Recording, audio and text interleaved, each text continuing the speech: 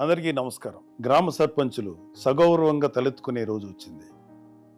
ఎంతో ఆనందంగా 3 రంగుల జెండా ఎగరవేసే సమయం వచ్చింది. ఎందుకు అంటారా? ఏ ఇంతకాలం ఆనందంగా గౌరవంగా జెండా ఎగరవేయలేదు అంటారా? ఆగస్టు 15కి జనవరి 26కి చేశారు. పంచాయతీ ఆఫీస్ ముందు జెండా ఎగరేశారు. జాతీయ గీతం ఆలపించారు. స్వీట్లు పంచిపెట్టారు. వచ్చిన వాళ్ళకి కాఫీ టీలు ఇప్పించారు. కానీ ఆ జెండా పండుగకు అయిన ఖర్చు కోసం ప్రభుత్వం ఎంత ఇచ్చేదో తెలుసా? 100 రూపాయలు. పెద్ద పంచాయతీ అయితే 250 రూపాయలు అంతే. ఇదేమిటి మరి ఇంత తక్కువ అని మాత్రం ఆశ్చర్యపోవద్దు. 34 సంవత్సరాల కిందట నిర్ణయించిన మొత్తాలని ఈ ఏడాది జనవరి 26 రిపబ్లిక్ డే వరకు ఇస్తూ వచ్చారు. స్వాతంత్ర దినోత్సవానికి రిపబ్లిక్ డేకి అయ్యే ఖర్చుల కోసం ఎంతో కొంత సర్పంచుల జోబు నుంచో అప్పో సొప్పో చేసి కానిచ్చేవారు. అయితే సర్పంచులు సగౌరవంగా జెండా ఎగరవేసేలాగా రాష్ట్రంలో ఎన్డీఏ ప్రభుత్వం నిర్ణయం తీసుకుంది.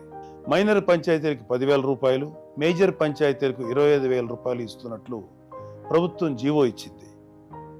గ్రామాల గురించి, గ్రామాల బాగోగుల గురించి నిరంతరం ఆలోచించే నాయకుడు ఉంటే మార్పులు ఎంత సానుకూలంగా మొదలవుతాయనడానికి ఇదొక మచ్చుతునక.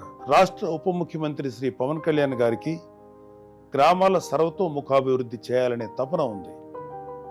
ఆయనే పంచాయతీరాజ్, గ్రామీణాభివృద్ధి శాఖల మంత్రి కావడం రాష్ట్ర ప్రజల అదృష్టం.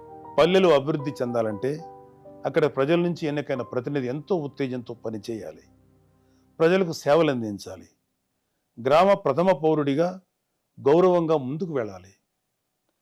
పంచాయతీలు అతనికి గౌరవాన్ని సూచించే వేడుకల్లో ప్రధానమైనవి స్వాతంత్ర దినోత్సవం, రిపబ్లిక్ డే. గ్రామాలకి ప్రథమ పౌరుడు సర్పంచ్ చేతుల మీదుగానే జెండా పండుగ నడుస్తుంది. ఆ వేడుక చేసేటప్పుడు అతను ఏ దశలోనూ ఇబ్బంది పడకూడదు. ఊరంతా ఆ వేడుకలో భాగమై మన మువ్వన్నెల జెండాకు వందనం చేయాలని శ్రీ పవన్ కళ్యాణ్ గారు భావించారు. కొద్ది రోజుల కిందట సర్పంచులు రాష్ట్ర ఉప ముఖ్యమంత్రి గారిని కలిశారు.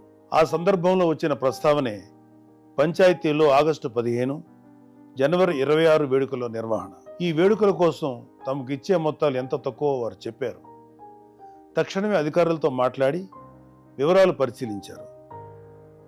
34 ఏళ్ల నాడు నిర్ణయించిన మొత్తాలను ఇవ్వడం భావ్యం కాదని భావించి ఇప్పటి అవసరాలకు అనుగుణంగా 10,000, 25,000 ఇవ్వాలని నిర్ణయం తీసుకున్నారు. శ్రీ పవన్ కళ్యాణ్ గారు తీసుకున్న ఈ నిర్ణయం సహేతుకమైనది. పల్లెల్లో నేటి తరానికి, రేపటి పౌరులకు స్వాతంత్ర దినోత్సవ ప్రాధాన్యం, విశిష్టత తెలియాలంటే 15 ఆగస్టు పండగకు ముందు నుంచే గ్రామాల్లో, అక్కడ పాఠశాలల్లో ఒక ఉత్సవ ఏర్పాట్ల హంగామా ఉండాలి. అందుకోసమే విద్యార్థులకు వ్యాసరచన, క్విజ్, డిబేట్ లాంటి పోటీలు, ఆటల పోటీలను పంచాయతీల ఆధ్వర్యంలో చేపట్టమని చెప్పారు. ఇలా చేయడం ద్వారా విద్యార్థుల్లో ఆరోగ్యకరమైన పోటీతత్వం, మన దేశం కోసం పోరాడిన స్వాతంత్ర సమరయోధుల త్యాగాలు తెలుస్తాయి.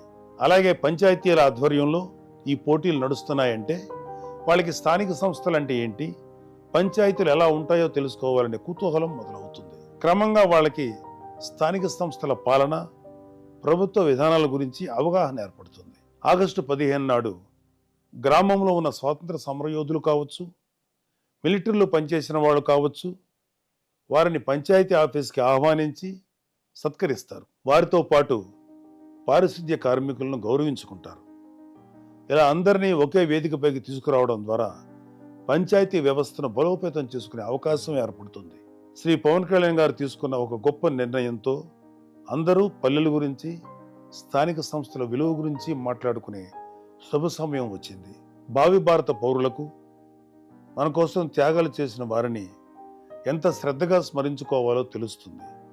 అంతేకాదు, మన ముంగిటి ఉన్న పాలనా వ్యవస్థ అయిన పంచాయతీల గురించి, వాటి పనితీరు గురించి కూడా తెలుస్తుంది. అలాగే ప్రజలందరూ ఈ పంచాయతీల్లో జరిగే జాతీయ పండుగల్లో సందడిగా పాల్గొనడం ద్వారా తమ ఊరు బాగోగుల గురించి మాట్లాడుకునే ఒక వేదిక లభిస్తుంది. ప్రజల గురించి, పల్లెల గురించి ఆలోచించే నాయకుడు ఉంటే బహుముఖంగా ప్రయోజనాలు చాలా మంచి నిర్ణయాలు వెలువడతాయి. అవి వెంటనే అమలవుతాయి.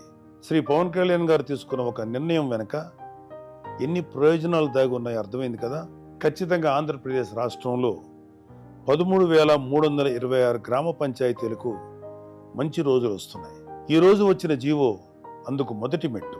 గాంధీజీ కలలుగన్న గ్రామ స్వరాజ్యం ఆవిష్కారమయ్యే సమయం వచ్చింది. జై హింద్.